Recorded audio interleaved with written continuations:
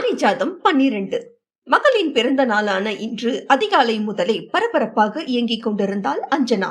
5 மணிக்கெல்லாம் அலாரம் வைத்து எழுந்தவள் குளித்துவிட்டு வந்ததுமே மகளுக்கு பிடித்த பால் கொழுக்கட்டையை செய்து வைத்துவிட்டு ஆர்த்தியை எழுப்ப சென்றாள்.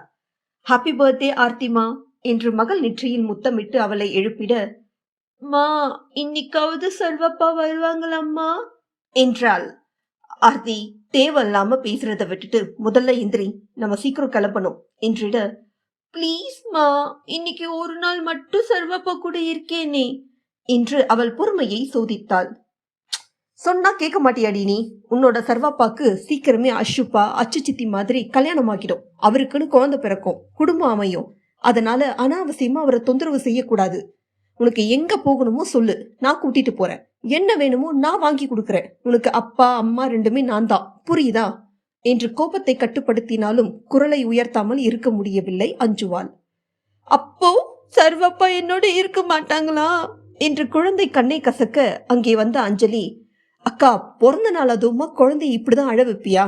நீ போக்கா, நான் இவளை குளிப்பாட்டுறேன் என்று அஞ்சனாவை அனுப்பி வைக்க அறைக்கு திரும்பியவள் மகளுக்கு எடுத்திருந்த புது பாவடை சட்டை, அதற்கு தோதாக தோடு, வளையல், மணி என்று அனைத்தையும் எடுத்து மேஜையில் வைத்தவள் வேகமாக புடவை கட்டி தலை சீவி பொட்டிட்டாள்.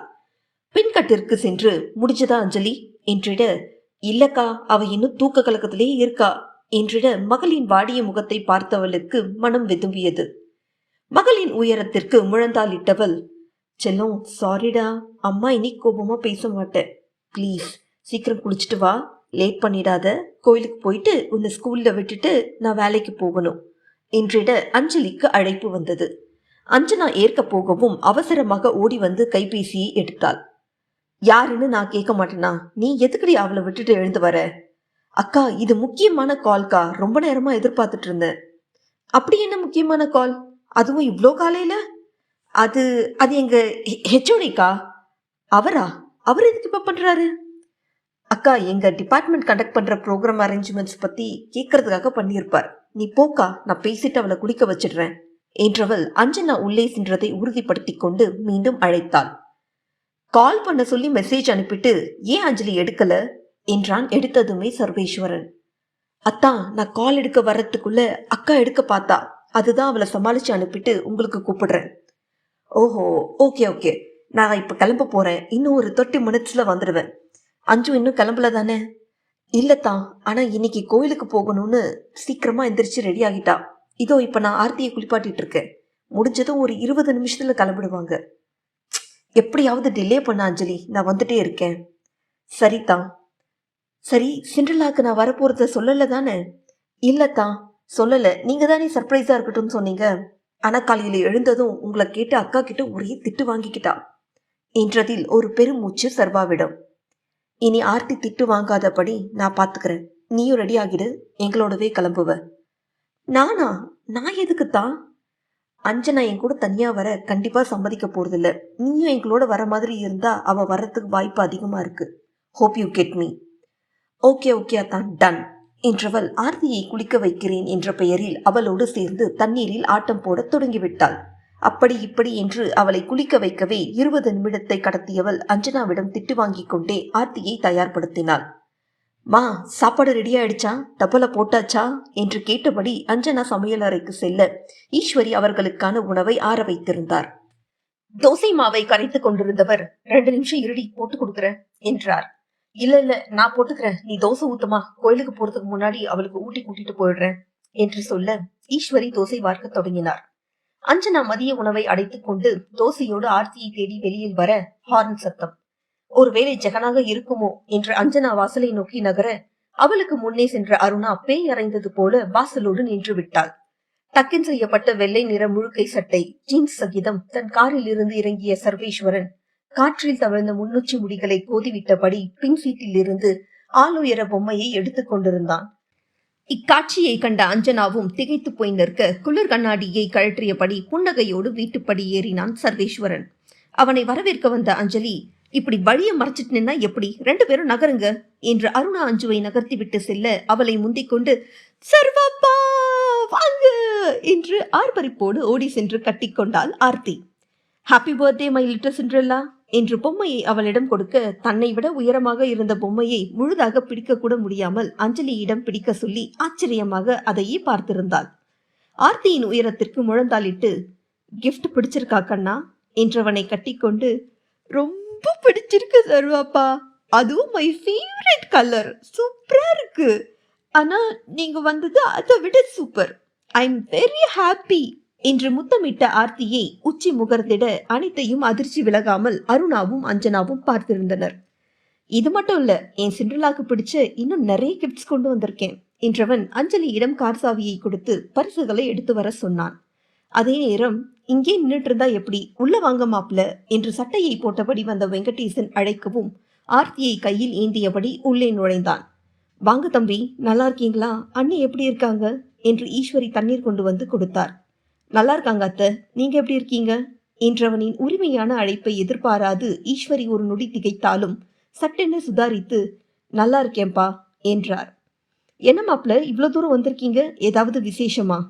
என் சிண்ட்ரலாவோட பிறந்த நாள் விசேஷம் இல்லையா மாமா என்றவன், அப்படிதானடா என்று தன் மடியில் அமர்ந்திருந்தவளிடம் கேட்க, ஆமா சருவாப்பா, ஆனா நீங்க வந்ததுல இது ரொம்ப ரொம்ப ஸ்பெஷல் டே என்றவள் அவன் வாங்கி வந்திருந்த சாக்லேட்டை பாதி தான் கடித்து மீதியை அவனுக்கு ஊட்டிவிட்டபடி சொன்னாள்.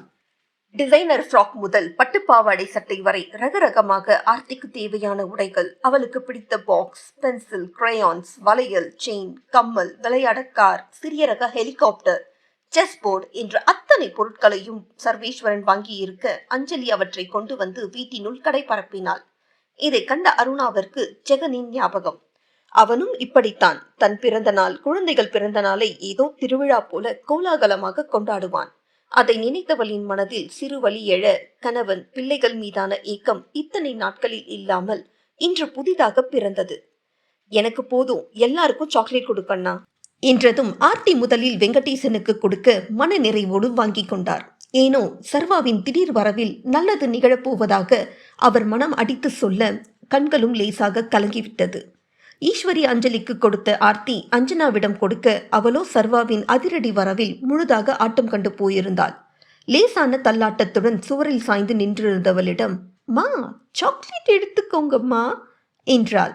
எதையும் உணரும் நிலையில் இல்லாத அஞ்சனா அசையாதிருக்க ஆர்த்தியே அவளுக்கு சாக்லேட்டை பிரித்து ஊட்டிவிட்டாள்.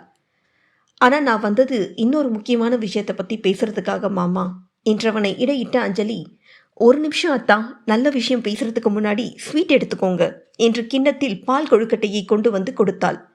இது அக்காவோட ஸ்பெஷல், ரொம்ப நல்லா இருக்கும், சாப்பிட்டுட்டு பேசுங்க என்றிட, ஆமா செல்வப்பா, எனக்கு ரொம்ப பிடிக்கும், வெரி டேஸ்டி என்று அஞ்சலியிடம் இருந்து வாங்கி தானே சர்வாவிற்கு ஊட்டிவிட இதை கண்ட ஈஸ்வரியின் நெஞ்சம் ததும்பியது. எப்படி இருக்கு சர்வப்பா? செம்ம டேஸ்டி கண்ணா என்று அவளுக்கு ஊட்ட இருவரும் மாறி மாறி ஊட்டிவிட்டு கொண்டனர். கண்கொள்ளா காட்சியை மெய் மறந்து பார்த்திருந்த வெங்கடேசன் தன்னை மீட்டு கொண்டு, சொல்லுங்க மாப்பிள்ள என்றிட அவரிடம் ஒரு தாளை கொடுத்தான் சர்வா.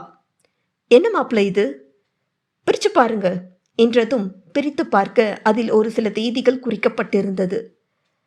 என்ன மாப்பிள்ள இது, புரியல. வர மாசத்துல இருந்து அடுத்த 3 மாசம் வரையிலும் வரக்கூடிய சுபமுகூர்த்த தேதிகள் மாமா. அஞ்சுவுக்கு எந்த டேட் செட் ஆகும்னு சொன்னா அடுத்து நடக்க வேண்டிய ஏற்பாடுகளை தொடங்கிடுவேன் என்றதில் அஞ்சலி உட்பட மொத்த குடும்பமுமே அதிர்ந்து போனது.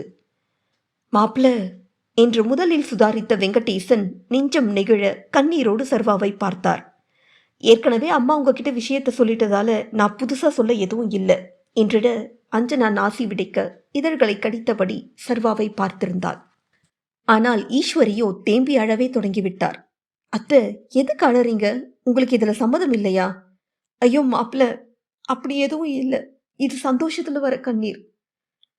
மாமா, எனக்கு அஞ்சுவோட பேச வேண்டியது இருக்கு, நான் கூட்டிட்டு போகலாமா என்றதும் தான் தாமதம். நான் எங்கேயும் வரமாட்டேன் என்று வெங்கடேசனை முந்திக் கொண்டு அஞ்சனாவிடமிருந்து உடனே பதில் வந்தது. வரலனா தூக்கிட்டு போகவும் நான் தயாரா இருக்கேன் அஞ்சு, நீயே முடிவு பண்ணு என்று அவள் புறம் திரும்பி அவள் கண்ணோடு கண் பார்த்து தீர்க்கமாக சொல்ல அஞ்சலிக்கும் மனம் கொள்ளா மகிழ்ச்சியில் கண்ணீர் கன்னத்தில் இறங்கியது. வாவ் சர்வப்பா, உங்களால அம்மாவை தூக்க முடியுமா? முடியுமே. என்னையும் அம்மாவையும் சேர்த்து தூக்குவீங்களா? ஏன் முடியாம? ஐயா, ஜாலி ஜாலி. அப்போ சீக்கிரம் தூக்குங்க சர்வாப்பா. என்னம்மா அங்கேயே நின்னுட்டு இருக்கீங்க, வாங்க என்றவள், சித்தி நீங்க போட்டோ எடுங்க என்று குதூகலமாக அஞ்சலியிடம் சொல்ல, வாய மூட ஆர்த்தி என்றாள் அஞ்சனா கடுமையான குரலில். என் மேல இருக்கிற கோபத்தை என் மேல காட்டு, எதுக்கு குழந்தைய பேசுற என்று சர்வா நேரடியாகவே கேட்க அஞ்சுவிடம் தடுமாற்றம். சார் பிளீஸ், நான் ஏற்கனவே என்னோட பதில சொல்லிட்டேன், திரும்ப எதுக்காக இந்த பேச்சு, நீங்க கிளம்புங்க என்றாள் அஞ்சனா. என்னோட நிழல் கூட உன்னை காயப்படுத்திட கூடாதுன்னு தான் இத்தனை நாள் விலகி இருந்தேன் அஞ்சு. ஆனா இதுக்கு மேல நிச்சயமா முடியாது. எனக்கு உன்னோட பேசணும். கிளம்பி வா, இல்ல கண்டிப்பா சொன்ன மாதிரி தூக்கிட்டு போவேன், எது வசதி என்றவனின் வார்த்தையில் இருந்த உறுதியை கண்டு அரண்டு போனாள் அஞ்சனா. இரு கைகளையும் கோர்த்தபடி சர்வா அவளை அழுத்தமாக பார்க்க, அடுத்த சில நிமிடங்களில் முன் சீட்டில் ஆர்த்தி அமர்ந்து கொள்ள, பின் சீட்டில் அஞ்சனாவும் அஞ்சலியும் அமர்ந்ததும் காரை எடுத்தான் சர்வேஸ்வரன்.